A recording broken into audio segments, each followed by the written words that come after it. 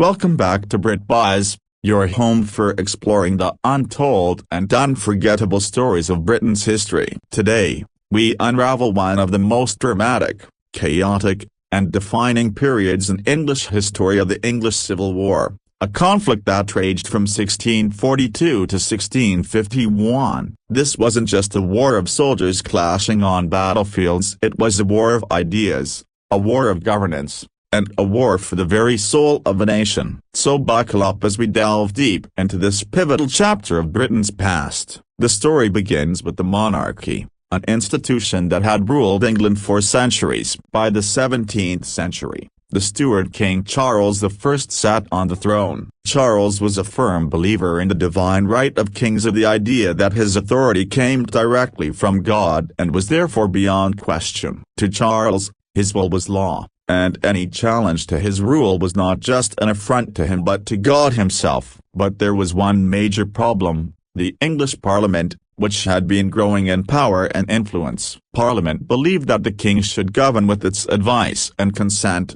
especially when it came to critical matters like taxation and military funding. This fundamental clash over how England should be governed set the stage for a showdown. Charles made matters worse with his actions. He ruled without Parliament for 11 years, a period historians call the a-personal rule.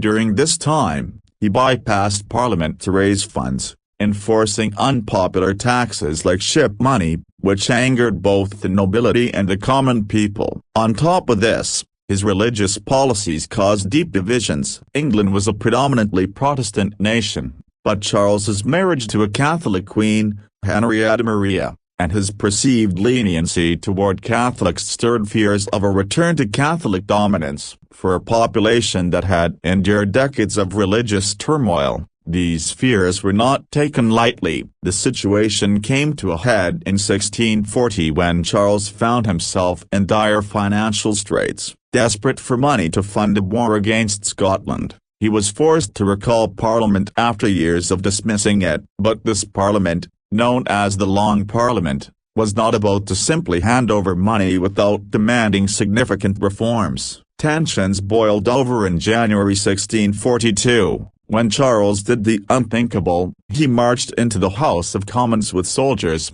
intending to arrest 5 members of Parliament. This brazen act was a turning point. Though the members had already fled, the event outraged Parliament and the public, solidifying opposition against the king. By the summer of 1642, the lines were drawn. England was now a kingdom at war with itself. On one side were the Royalists, or Cavaliers, loyal to Charles I. They were largely composed of the aristocracy, landowners, and those who believed in the monarchy's divine authority. On the other side were the Parliamentarians, or Roundheads, named for their short-cropped hairstyles. This faction represented a broad coalition of Puritans, merchants, and those who wanted to limit the king's power. The two sides were not just fighting for control of the government, they were fighting for competing visions of what England should be. The first major battle of the war took place at Edgehill in October 1642. It was a bloody and inconclusive fight,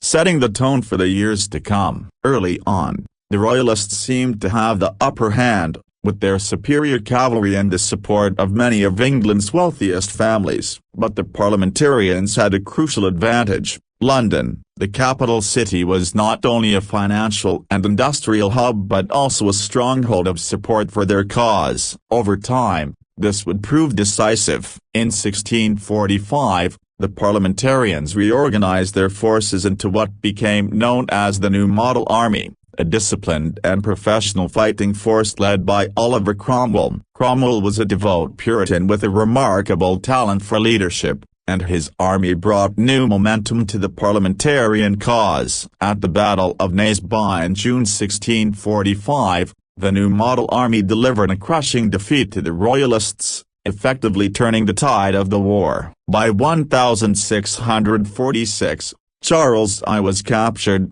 and it seemed the conflict might finally be over. But the king was not done yet. In a desperate bid to reclaim power, Charles secretly negotiated with the Scots, igniting a second civil war in 1648. This time, however, the parliamentarians were ready. Cromwell and his forces swiftly crushed the royalist uprisings, leaving no doubt about who held the upper hand. Frustrated by Charles's refusal to compromise and seeing him as a continued threat to the nation's stability, Parliament made a radical decision. They put the king on trial for treason, a move that shocked the world. The trial was a historic moment. For the first time, a reigning monarch was held accountable by his own people. Despite his protests and his insistence on his divine right to rule, Charles was found guilty and sentenced to death. On January 30, 1649, he was executed outside the banqueting house in Whitehall. His death marked the end of monarchy as England had known it,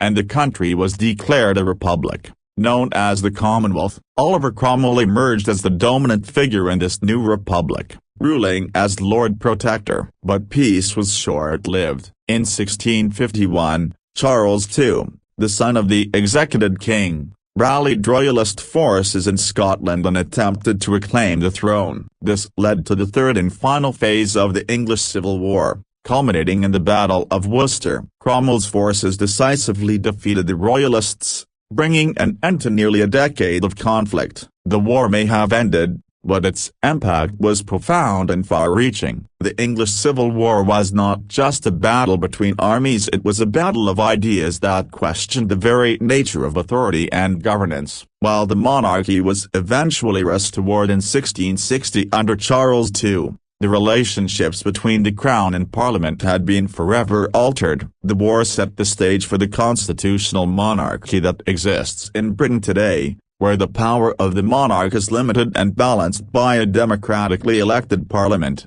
The legacy of the English Civil War reminds us of the cost of division and the value of compromise. It was a time when England stood at a crossroads, and the choices made during that turbulent decade shaped the nation's future in profound ways.